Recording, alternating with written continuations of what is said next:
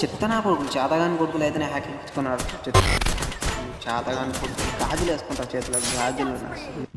Hello మామ అందరికీ. అసలు ఏం జరిగిందంటే నేనైతే నెక్సో బ్రో అయితే లైవ్ అయితే పెట్టాడు. ఆ లైవ్లో టీసీ ఇస్తే నేనైతే వాళ్ళ స్క్వాడ్లోకి అయితే వచ్చేసా. ఇదిగో ముందరైతే ఉన్నాడు. అరే నెక్సో బ్రో అయితే నాకైతే అయ్యాడు. ఈయనైతే కిల్ అయితే దుబ్బేశాం.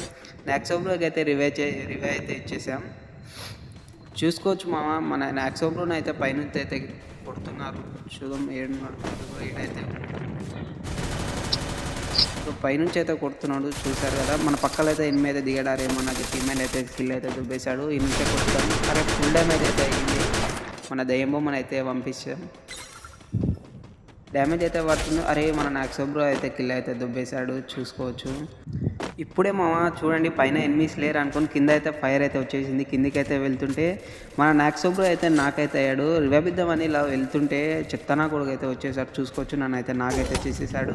చెప్తానా కొడుకు చూడండి గైస్, ఇలా అసలు ఎందుకు వస్తారో తెలియదు. ఆడనికి రానప్పుడు ఫ్రీ ఫైర్ డిలీట్ చేసుకుని లూడో అయితే ఆడుకోవచ్చు. ఒక్క సెకండ్లో అయితే వైప్ అయితే చేశాడు, చూసుకోవచ్చు. చెప్తానా కొడుకు. మీరేమంటారో ఒకసారి అయితే కామెంట్ అయితే చేయండి.